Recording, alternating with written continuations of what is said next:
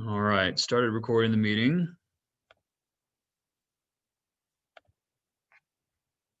Okay. All right. Well, welcome to the O4 Boys virtual meeting. Hopefully you've had a decent week. I know that we had about 8 guys at the camp a couple weeks ago, but we did have really good attendance at the selection camp. So really appreciate everyone's efforts and everything there. So tonight, kind of the agenda, if I can get here. Oops. So we're just going to cover kind of, so I know it seems kind of strange. This is usually what we would do during the team formation camp. Obviously didn't want to do any meetings where we cram people into a small room during that. So wanted to do it virtually, but it is for the entire pool. And so I think the information is valuable for everybody that's involved. And also, as we look at forming the team for Memphis, there is going to be changes in the roster from Kansas City to Memphis. I almost guarantee that. So want to make sure everybody's on the same page. So just for you guys, a little bit of background on me. That is my soccer player. He's a little bit older than that now, but it was probably the toughest 6 weeks of my entire coaching career was coaching that U4 Bumblebees team. But have been coaching college soccer for about 18 years before I took over state director job, and been involved in region staff since 2010. I was on the 05 region staff last year, and we haven't gotten our assignments for this year yet, but really enjoy ODP. I think it's a very special and unique experience.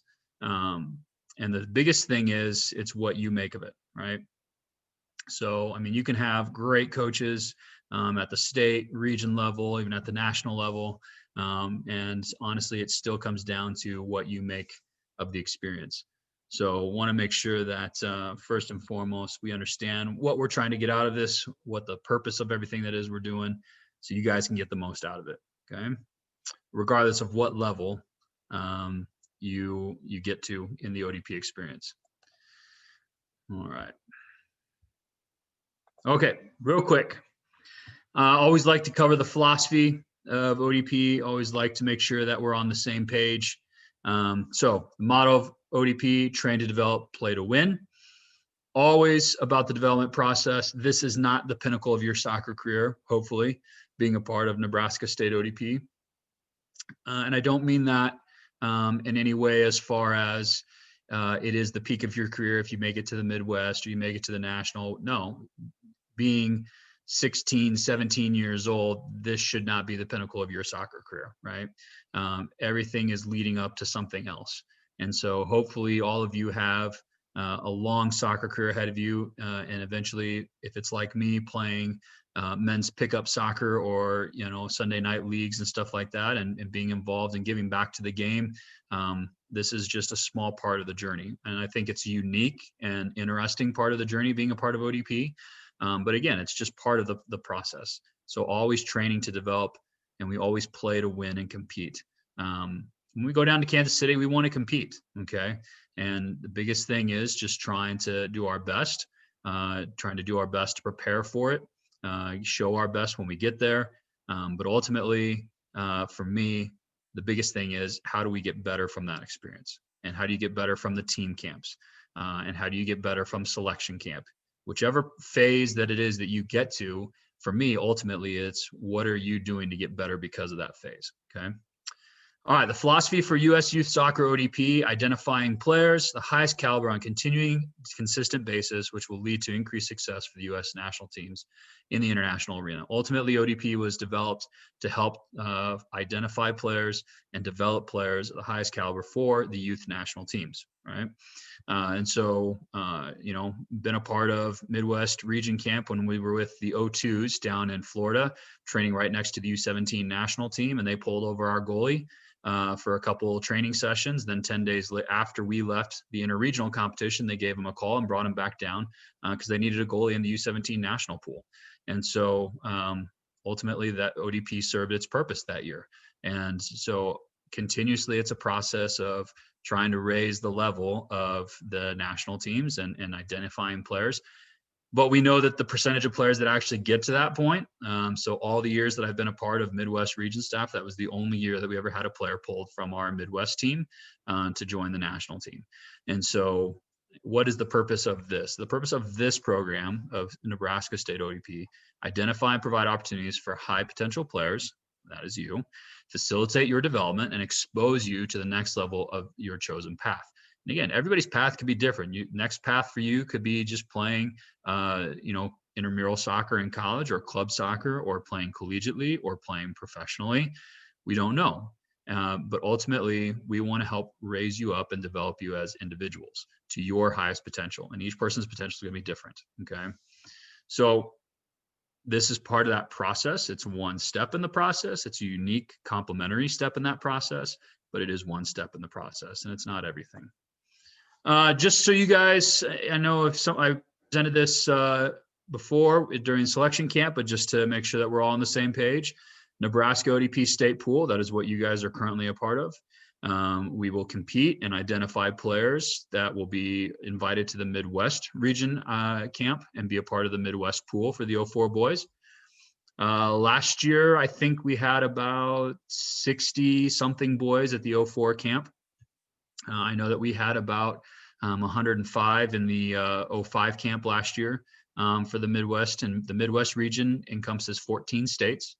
We're on the westernmost side of the Midwest region, and so includes states like Michigan, Ohio North, Ohio South, Kentucky, Indiana. One other guy jumping in, Missouri, Kansas. So everything in between. But being invited to that to continue your development, and then from that, potentially making the 04 Midwest region team, competing against the other 3 regions, and then potentially being identified for the national training camp, and then participating in any events for MLS Next or the youth national team camps. Okay. But ultimately, the thing for me is each step needs to be valuable of its own, right? So I understand and I expect every player in our Nebraska State pool to compete and want to be on the Nebraska State team going to Kansas City or going to Memphis. But ultimately, if the state pool is that step for you this year, making the most of the state pool experience, making the most of the 2 camps, the team camps that we have, and becoming a better player because of that, and helping that in your development overall as a player. If your final step is being on the Nebraska State team, using that to the most of your ability in your development, and walking away from those 2 competition experiences, or the 1, if you get only invited to 1, making the most of that to become a better player. And so ultimately, it's up to you to do that, right? And if you don't get selected for the next level, which ultimately there's always another level that you don't get selected for, then contemplating, okay, what did I learn from the experiences I was a part of? What did I gain? What did I learn about myself? What did I learn about the game? And how can I be better because of it, right? So these are my expectations. Pursuing the standard, always pursuing a standard, and for each player that's different, right? And for me, the standard is always being the best version of yourself. Okay. So identifying what is the best version of yourself, striving for that. What are the gaps that you have right now from being the best version of yourself, and coming up with a personal development plan to close those gaps. Okay. So pursuing the standard means pursuing that best version of yourself. The standard is the best version of yourself. And so for each player, that's different. It's individualistic. Okay. It's your responsibility to bring value to this process. My responsibility is to give you the tools. My responsibility is to create an environment where it's possible to become better. My responsibility is to help identify the players that can help us compete, and try and help identify the players that deserve to be at the Midwest Region Camp and promote those players to the Midwest Region staff. But it's your responsibility to bring value in this process to you in achieving that standard. Okay. The best players that I've ever worked with in over 19 years of coaching soccer at high levels are the players that take responsibility for their own development. Those are the players that achieve the best versions of themselves. And I've seen players overachieve what anybody thought that they could achieve. And so regardless of what that final level is, the players that took responsibility for their own development and brought value to everything that they did, those are the players that were successful. Ultimately, I always had the expectation that we represent ourselves, represent your families, represent your clubs. Some of you guys play for great clubs, and that's fantastic. I love that we have a great mix of clubs in this group, and ultimately that we represent our state well when we go to all these competitions. And so think about that as you're at the fields. Think about how you are acting. Think about in training how you're pushing each other, because those are things that can bring respect and credibility to you as an individual, to your family, to your club, and to your state. Be a pro. What I mean by that is everything that we do should be done with excellence, right? So when we show up to the fields, being there prompt and on time, making sure that you're getting a good night's sleep, starting tonight, leading up to the events, making sure that you're taking care of yourself as far as your body and what you eat and what you drink. So the best professionals are, again, the ones that take care of themselves, take responsibility for how they're going to show up, what they do in between the games, what they do the night after the 2 games. And some of you are going to be playing a lot of games this weekend, right? And so what are you doing to take care of yourself? And ultimately, this is why I've stayed involved in the game for so long. Have fun, right? For me, competing at a high level is extremely fun. I love competing at a high level, which means it takes a lot of work to get there sometimes. But ultimately, that hard work does result in fun because I get to see the best version of my teams and I get to see the best version of myself as a coach. And when you see the best versions of yourself as players, that is extremely fun. And so, yes, having fun can be a lot of work. But I'm pretty sure that's a big reason of why a lot of you are involved in this game, is because you do enjoy it, you have fun with it. And yes, there's moments that aren't as fun, but ultimately everything hopefully comes to that pinnacle that the games are fun. Being in training sessions in a unique environment like ODP is fun for you. Challenging yourself in a unique environment is fun for you. And yes, there's going to be disappointment because eventually we all will phase out of one of these steps in that process all the way to national team. But hopefully each of those processes and each of those steps are fun. Okay. So those are my expectations. If you guys have any questions about anything, drop them in the chat and we'll obviously open it up for questions at the end as well. Okay, let's talk about our system and our roles. And again, I'm going to just kind of go through this pretty quickly. I'm going to send a copy of the slides to you guys so you can read your position specifically. But hopefully you guys understand a little bit about what it is you're supposed to be doing. Playing the game of soccer, right? But ultimately, we want to align with the Midwest teams. We want to play a system that's similar to the Midwest teams, so that the Midwest region coaches see you guys playing in the positions that they'll be trying to fill for the Midwest pool, and so also so that the Nebraska players, when they do show up at the Midwest camp, they understand what a 9 means and the roles and responsibilities of a 9 when the Midwest staff talks to you about being a 9 or a 6 or a 2 or a 3, right? Understanding what those roles and responsibilities are inside of the system that Midwest and ultimately U.S. youth, national youth teams play. Okay, these 6 elements, and I know I covered this too in the selection camp stuff, but these are the 6 key qualities of a player that the U.S. Youth National Scouts use when they're scouting players. Okay, so we want to make sure that we're talking about these, that you understand them. Also, these are the 6 key qualities that we're going to be evaluating you guys on as well through the state pool camps and also at the events. So game understanding and decision making, right? How do you read the game? How are the decisions that you're making? Are you taking risk at the proper place on the field, right? So the final third of the field, a good place to take risk. Defensive third of the field, not a great place to take risk, right? Are you turning into pressure, or are you trying to play out of pressure by playing back, sideways, and then through? So how are you understanding and reading the game? How long is it taking you to make those decisions, okay?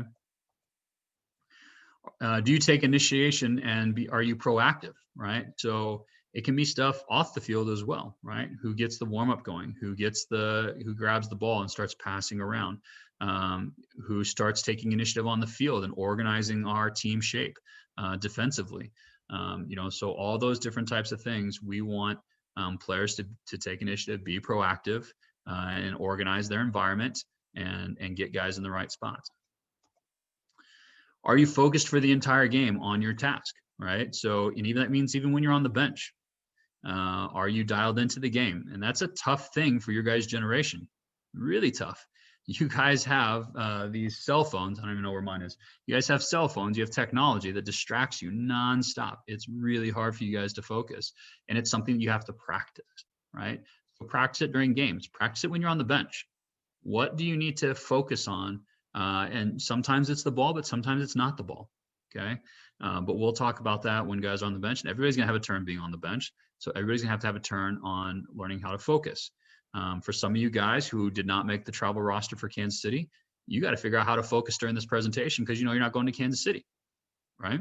So every opportunity, there's probably an opportunity to focus. What do you do to focus? How do you practice focusing? What's your focal point, right? How do you return your attention to what's important?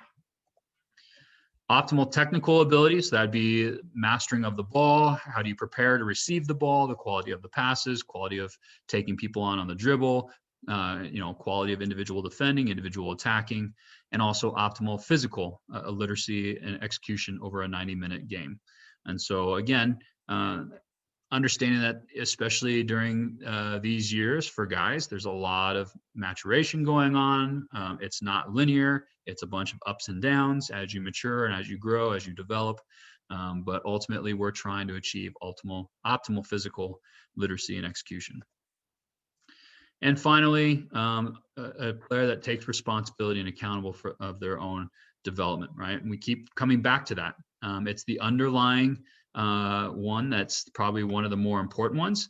But you as a player, what are you doing to take responsibility and ownership of how you develop and your achievement of your goals and your standard of being the best version of yourself? Okay, so these are the 6 key qualities. All right, so our system, 4-3-3. And again, we'll do a couple different versions of this. We might play with 2 holding mids or 2 6s. We might play with two more advanced mids and 1 holding mid. But ultimately, this is what Midwest and U.S. youth soccer try to implement with our players. Wing backs and that push forward and get involved in the attack, and we'll kind of talk about how we're going to do that. But the ultimate starting shape is a 1-4-3-3. And so need some dialogue from some of you guys, especially the first couple games that are in Kansas City. How do you fit into the roles and responsibilities that we talk about here? Because maybe you don't play this exact same shape with your club teams in that system that you're in, okay? And so definitely the first couple games are going to take a little getting used to with each other and sorting this out a little bit. But I think we'll do a pretty good job by the final game and ultimately preparing for Memphis during January camp. So in the attack, that 4-3-3 will look like a 3-3-4. So you'll notice that the attacking mid is going to push into that front line and help get involved in the attack and try and outnumber the opposition. And in this scenario, our 3, the left back, is pushing on and joining the midfield, right? We will never have less than 3 in the back, though. So if the 3 pushes, the 2 drops and sits with the 4, the 5. So we'll have a 3 center back basically system when we're in the attack to help prevent a counterattack. The outside back is going to push and support the ball side attack. So if the ball is on the opposite side with the 7, the 2 would push and the 3 would drop to join the back center backs and give us 3 in the back. Okay. So in the attack, it's going to look like a 3-3-4 with the 10 pushing into the attack. The 6 and the 8 are going to help us control the midfield. And then the outside back, the wing back on the ball side or the strong side is going to support the attack. If the attack gets squelched or there is no space to attack here, then we pull it back to our outside back and we look for an immediate diagonal ball to the back side. And if we can't do that, then we bring it back to the center backs.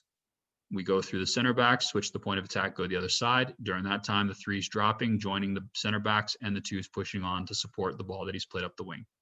Okay. I know it looks really good on this presentation and the PowerPoint, but obviously there's going to be some moments where we get caught. So obviously the The downside of an attacking system like this is leaving only 3 in the back when other teams are probably playing with 3 up top, right? So the 3 in the back have to be very safe, have to keep the numbers in front of them, keep the ball in front of them, and deny any counterattacks, right? And the other players have to recover very quickly. I do not refer to players as defenders. I never refer to players as attackers. So the backs play in the back line, the mids play in the midfield line, the forwards play in the forward line. Everybody's a defender. If the 11 turns the ball over, the 11 needs to try and win the ball back, and the 9 needs to help them, right? Because we need to stop that counterattack. So again, especially at the highest levels, you'll see a lot of high pressure defending, which means everybody on the field's a defender, everybody on the field's an attacker. All right, when we defend, just because we are going to be, a lot of guys are going to be playing quite a few games this weekend. And so what we're going to do is we're going to make sure that we pick up the ball at midfield. We just definitely do not need to be running ragged, unless for sure, if you turn that ball over, you can win it back right away. That's great. If not, delay the ball, let everybody get set up behind you. And we will be in a 4-1-4-1 defensively. Okay, so the line of confrontation is going to be the half. So especially on goal kicks, set pieces, down in the attacking third, we drop back and we'll pick them up at the half. We'll make sure that we're rested, that we're in shape, and that we're able to keep the ball in front of us. The 9 will help put pressure on the ball and direct it to one of the 2 sides and not allow the switch. And then we will try and win the ball in the midfield, hopefully, picking off a pass, intercepting a pass, because we have 3 center mids and 2 center backs. We have 5 players trying to win the ball back. If we have to, we can double it down on the sides, but we prefer trying to pick it off here in the midfield. If it does get down towards our penalty area, we definitely want to push it to the wide spaces and pick it off when it comes centrally. Okay, player putting pressure on the ball does not have to win the ball. I want to make that very clear, right? If you are putting pressure on the ball, your job is to direct and make play predictable. It is not to win the ball back. Too many times we find guys getting caught unbalanced or off balance and getting beat, and now we're defending with 1 less player. Your job's not to win the ball back. Your job is to make play predictable if you're the player putting pressure on the ball, okay? Even in our defensive third, your job is not to win the ball back necessarily in our defensive third. Your job is to stay between the ball and the goal and not allow any goal scoring opportunities and making play predictable so the other players on the team can pick the pass off or help you double team the ball and win the ball. Okay, don't be caught off balance. That's the biggest thing. Really got to start working on players not being off balance and getting caught and getting beat. Supporting players of the pressuring defender look to double the ball or intercept the pass, and the backside keeps the space compact and denies the switch. Okay, team objectives for this short ODP season until you guys start high school. We want to look to transition into the attacking half every possession that we regain the ball, okay? So if we regain the ball in our defensive half, I'm actually going to be keeping tally this weekend. How many times can we get into the attacking half when we regain possession? Or do we turn it over on the first pass? So that's the second point. Can you connect the first pass and can you connect the second pass? If we can connect the first 2 passes when we regain possession, we have a very good chance of transitioning into a good attack. We can't transition to attack if you just turn the ball over every time we regain possession. Okay. Now, there is a time and a place when you just need to kick the ball out, right? If you win possession deep in our half and you're under pressure from one of their attackers, yeah, play it out, let them throw it in, let's get organized. But for the most part, when we regain possession, we want to see that we can transition with intent into the attack, okay, instead of just kicking the ball. So that's going to be something that we're going to be focusing on throughout the cycle, both at January camp in KC and in Memphis.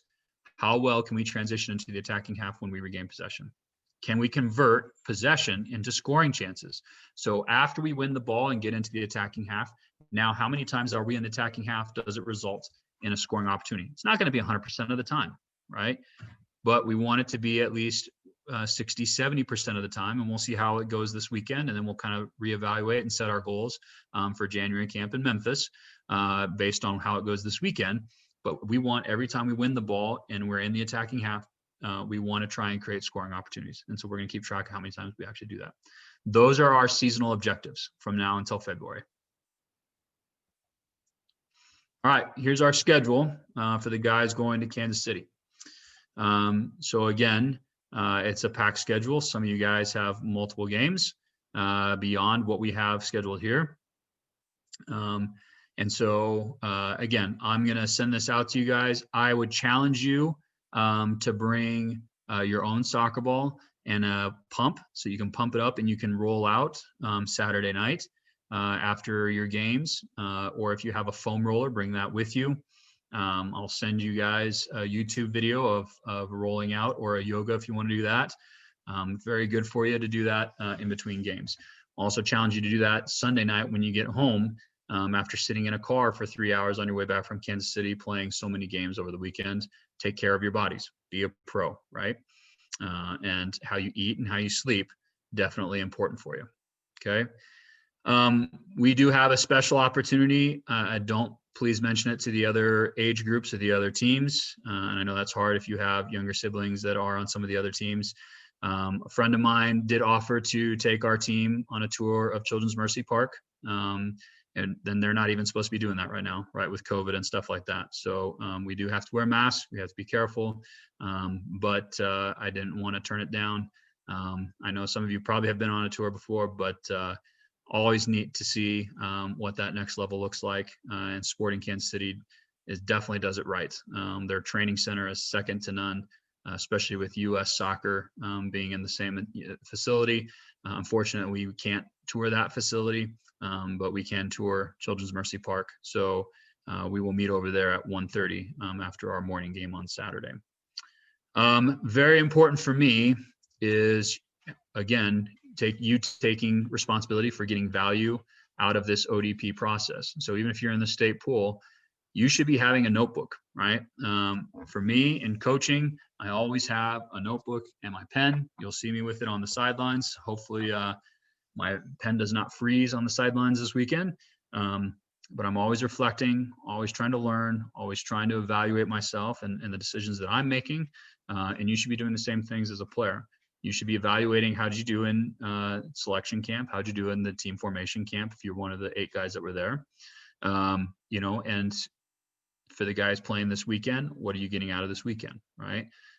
So everybody on this call and everybody in the pool, I have 2 questions for you. I'm going to drop them in the chat here. Question number 2 is kind of a 2-part question, so it's 2A and 2B.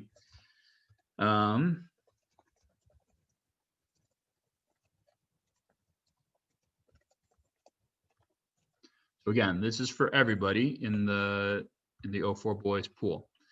So don't have to answer it now, but I want you to reflect on this and you're going to email it back to me. I'm going to email out a recording of this. And I want you to email this to me. So the guys going to Kansas City, I would like it before we go to Kansas City. So even if it's on the car ride down, email it to me. Okay. Guys that are in the state pool, please email it to me by Monday.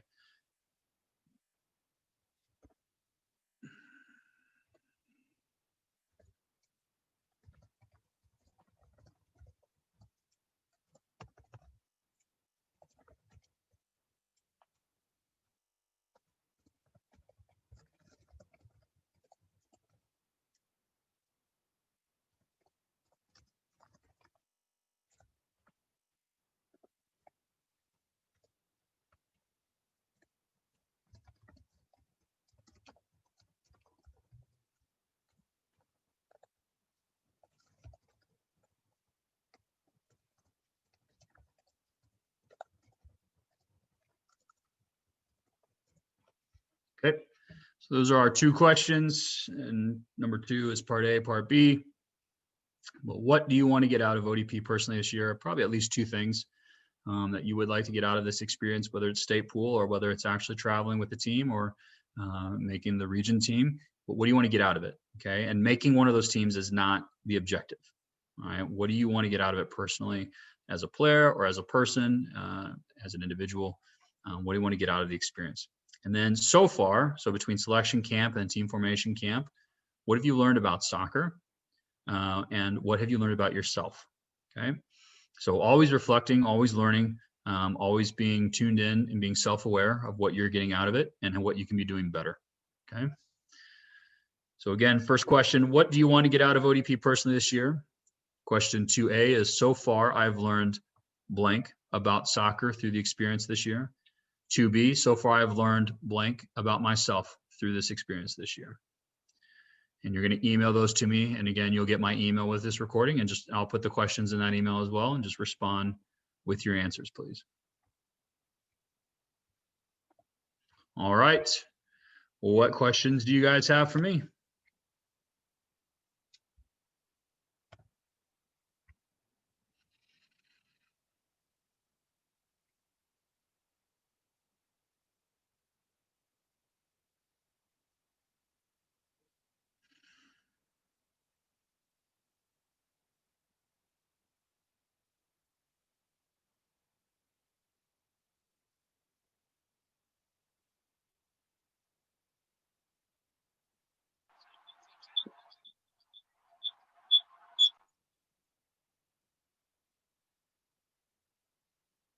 You're trying to say something, Kate?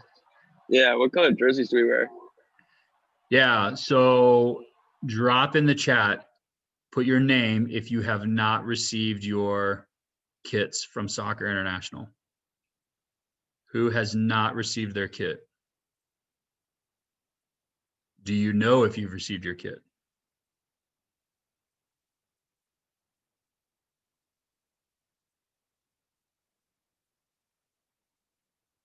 Anybody? Or if you're driving, can you unmute yourself? You have received it or you have not received it? I have. Okay. Okay. Anybody not received it?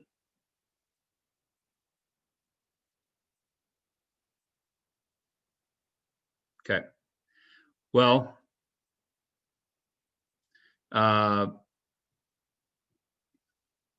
would say go ahead and bring the black and the white just in case. Okay. But hopefully that bodes well for us that we can wear the black and the green. Undershirts, try and keep them black or white. Okay. Let's not get any funky colors. If you do have a Volt green undershirt, fair play to you. Yeah, black or white undershirts. If you want to wear leggings, I highly encourage that. We will ask the referees if they'll allow beanies and stuff like that.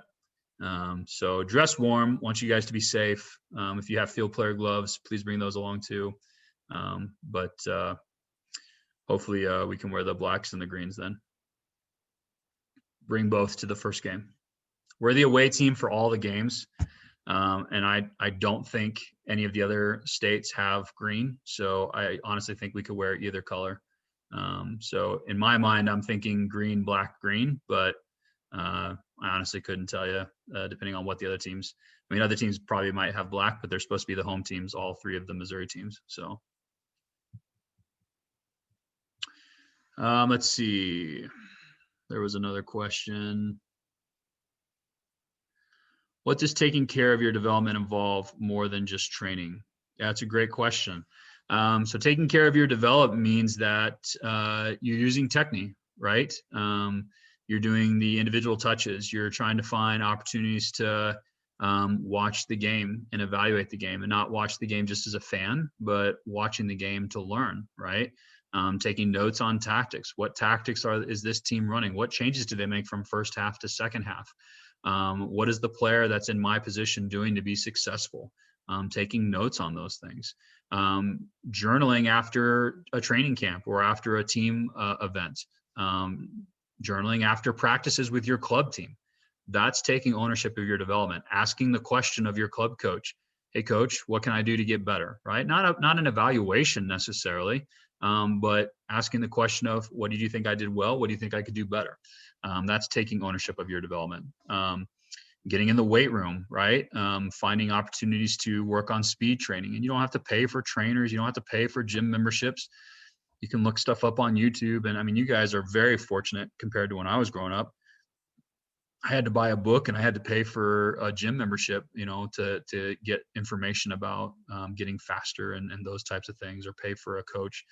You guys can just look stuff up on YouTube or Google it, and you can find all kinds of stuff. So that's taking ownership of your development. Okay. Reading books, that type of stuff. Great stuff. Player evaluations. So we're going to be doing player evaluations for everybody in the state pool will get an evaluation after January camp. And then we will be doing evaluations for players that played in the events, and they'll be getting those after Memphis. The evaluations from selection camp, I am working on those. But honestly, guys, since you're in this pool with me, if you have a question about your development and stuff like that, you guys have access to my email. This is the only age group that has access to their coach's email because I'm the director of the program. Every other team has to go through me to get access to their coaches. So if you have questions for me personally, shoot me an email. I'd be happy to give you feedback. But the evaluations, honestly, I'm working on the other age groups before the 04 boys, especially the ones that made the state pool team, just because you guys can just have a conversation with me. So I know that's probably not fair to you guys, but honestly, because you do have access to me, I feel like that's an advantage that some other people don't. So what other questions?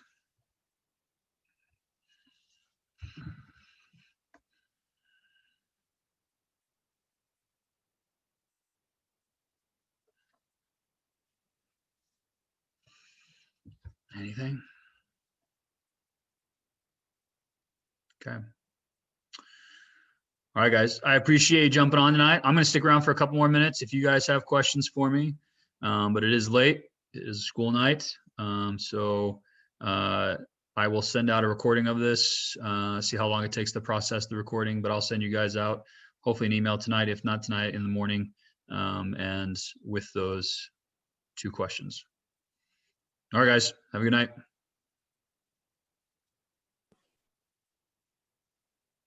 You're welcome.